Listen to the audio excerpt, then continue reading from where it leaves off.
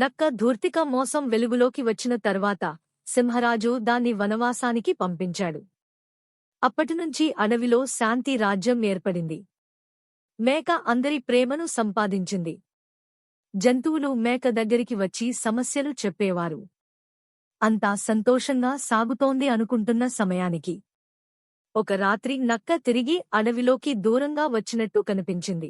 ఈసారి మోసం కాదు, పగ. మేక నన్ను రాజుకి దూరం చేసింది. ఇప్పుడు ఆ రాజునే మాయ చేస్తా. ఈ గాలి వాసన, ఈ అడుగుల శబ్దం, నక్కే ఇది. మళ్ళీ మాయ చేద్దామంటుందేమో. ఇప్పుడు మనల్ని కాదు, రాజుగారినే మాయ చెయ్యాలని చూస్తోంది. మనం దాన్ని అడ్డుకోవాలి. రాజగారు, ఒక అనుమానం మాకొస్తోంది. మా పాత మంత్రి ధూర్తిక నక్క తిరిగి రావచ్చు అనిపిస్తోంది. ఆమడ దూరంలో అడుగుల శబ్దం అదే మళ్ళీ వస్తోంది అనిపిస్తోంది. గతంలో మమ్మల్ని మాయా మాటలతో మోసం చేసిన ఆ నక్క మళ్ళీ మీ దగ్గరికి వచ్చి మోసం చేయాలని చూస్తోంది.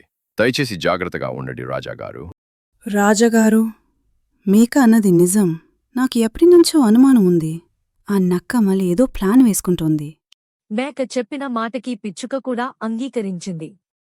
అందరూ నమ్మారు నక్క మళ్లీ రావచ్చని. అడవిలో జంతువులందరికీ చిన్న భయం పట్టుకుంది.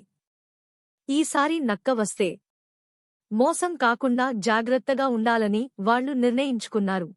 రాజాగారు, నేను నా తప్పును గ్రహించాను. ఇప్పుడు మారిపోయాను. క్షమించండి రాజా.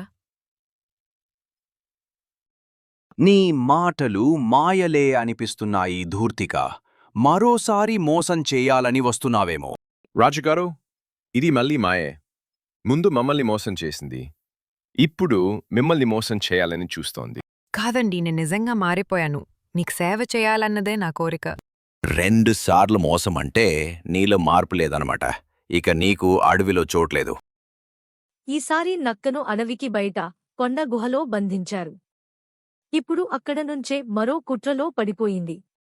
కాని అడవి ప్రజలు మేక నేతృత్వంలో సురక్షితంగా జీవిస్తున్నారు.